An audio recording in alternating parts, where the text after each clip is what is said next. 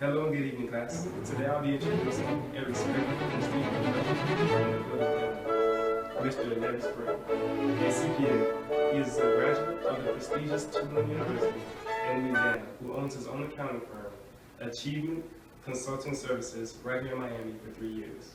Thank you for joining us. Thank you. Mr. Spring, can you please give us a brief description of your business, the services you provide, and the clientele you serve? Achievement Consulting Services is, I would describe it as a boutique consulting firm. I guess the primary service I provide, along with a couple of my business partners, are general accounting services, tax services, as well as business valuation services. In addition to that, under the umbrella of the consulting business, I also serve clients who want to do business with state, local, and federal government. So I act as not quite a lobbyist, but a consultant that helps them to guide them through the process, given my past experience in government myself. And being a local businessman, makes your business special and easily relatable to so many. But what were the challenges you faced when creating this vision of the firm? Honestly, time and capital. It's very difficult managing sometimes the workload because really, although I have some like I said, business partners, typically I have to rely on myself to do everything from making copies, putting together little things, making sure like if I have large client meetings that coffee or refreshments. The only good part, because of technology, I don't have to worry about having a receptionist to answer my phone and send me messages and faxes. So the other piece is the capital. It is having to fund and keep the working capital of the business up from my my own resources. It's been a challenge, but fortunately I've been able to maintain my same style of living and been able to work with it. So. And what were some of the experiences, knowledge, and assets you possessed to help create this vision? I spent over a decade in the commercial banking industry, various positions from internal staff auditor, internal auditor, all the way up to a vice president and corporate controller, responsible for the accounting function, managing the investment portfolio for the institution. In addition to that, I spent almost another decade in the municipal finance arena here in Miami. My last position, I was the chief financial officer for the city of Miami. So collectively, at the city, I worked on a number of small and large transactions. I sold almost $500 million in municipal bonds on behalf of the city. Negotiated the Marlin Stadium deal, or the portion of it related to the city. Worked on a lot of economic development type projects like the Port Tunnel that is now almost completed, going to the Port of Miami. So, that experience helped prepare myself to come out back, or rather I should say back to the private sector, but on my own this time. So, And Aqualux, when was this transition from Louisiana to Miami? Because it seems you have a lot of experience in. I graduated college in 94, and I stayed in Louisiana for about 2 years. I'm from Miami. Oh, okay. I was on the. Yeah, I am a native of Miami. Proud graduate of Coral Gables High School. So I'm publicly educated, but was blessed to be able to have the opportunity to go to Tulane. I took it and I rode with it. So I returned home in '96. Really wanting to be home and trying to make some things happen here, and I've been very fortunate. All right, and as individuals with business backgrounds, we know the harsh realities of creating your own business, such as 85% of all businesses fail within their first year.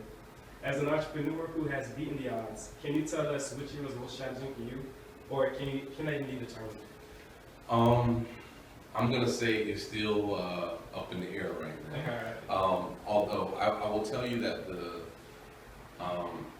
I had actually saved for the opportunity. So going into it, I had about a year and a half's worth of savings to be able to deal with capitalizing the business, i.e., you know, everything from purchasing equipment, business, you know, being able to take potential new clients to business, traveling, all that stuff, and being able to take care of my, you know, my personal responsibility, mortgage, taking care of my family, and all that stuff. So I had that kind of set aside, and that really helped me out because I could easily see that first year would have been a killer for me.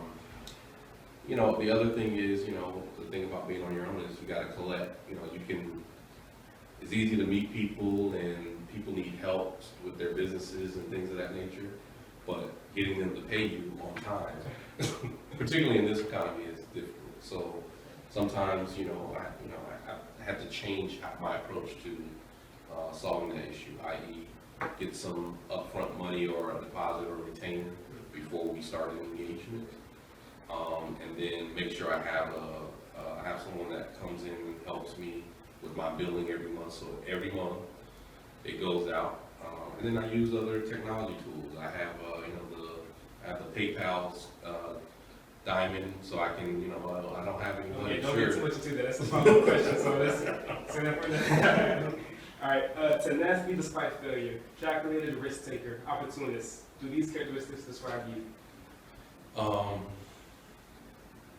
I'd say definitely calculated risk taker, more so than anything.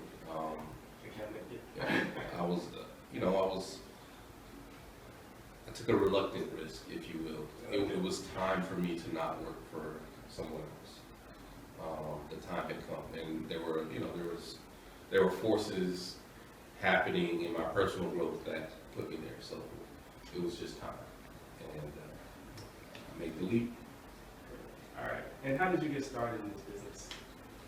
Honestly, this is not my first foray into doing my own thing.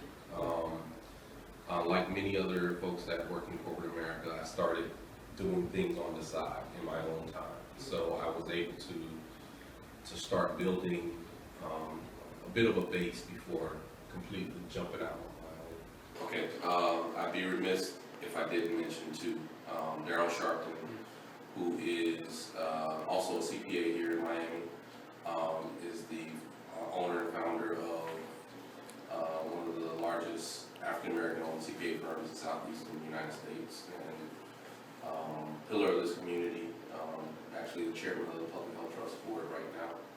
The other is a gentleman by the name of Joe Ariola,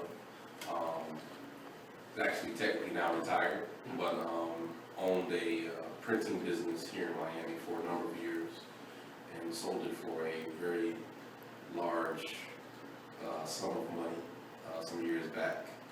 And now he has he concentrates on giving back via sitting on, public boards and things. He also sits on the Public Health Trust Board. I would tell you those two gentlemen I talk to almost daily.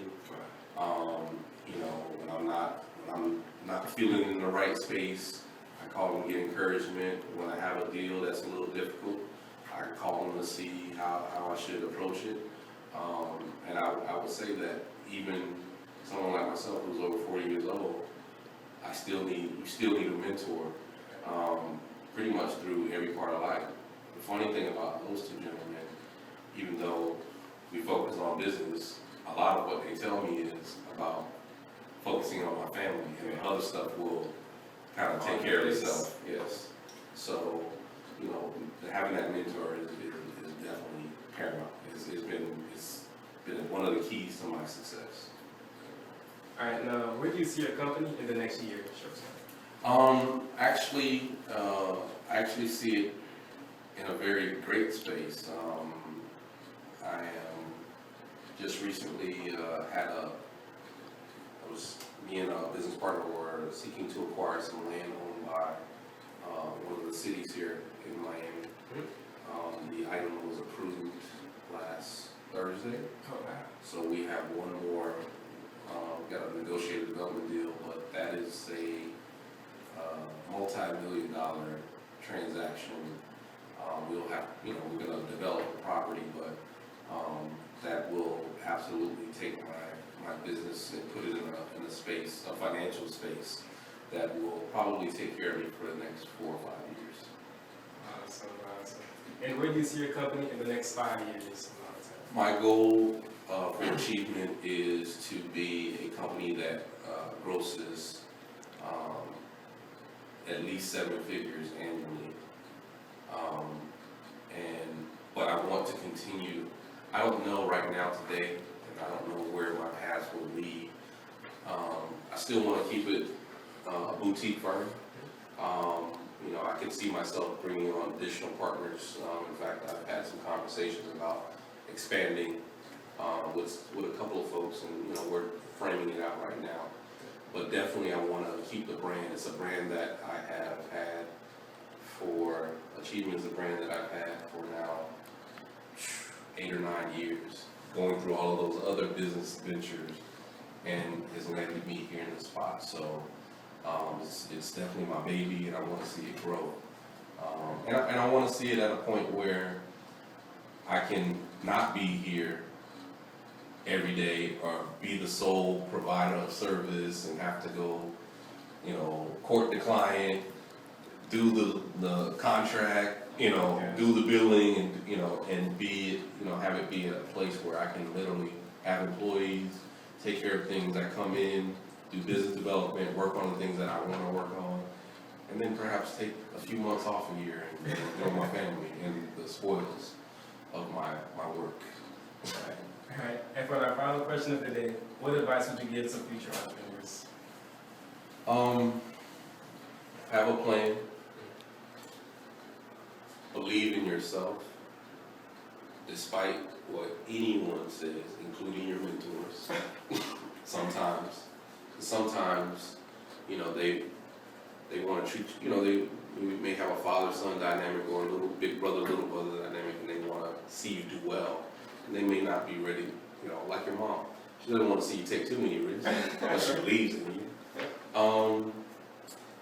The other, be fearless. Be fearless in your approach. But train yourself. I know there are a lot of accidental entrepreneurs out there, and they've made it.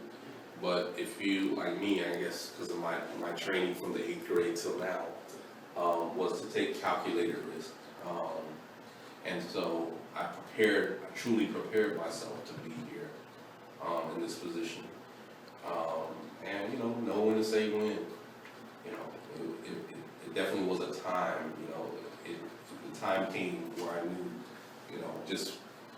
it was time for me to start and just go out on my own, take the step and do it. And I will tell you, it is the thought of working for somebody else again is, I won't say never, I'll never say never, because opportunities always come around, but it's a very difficult thought for me right now. Thank you. Sadly, this is all the time that we have. We would like to thank the viewers. And finally, again, Mr. Spring. Thank you.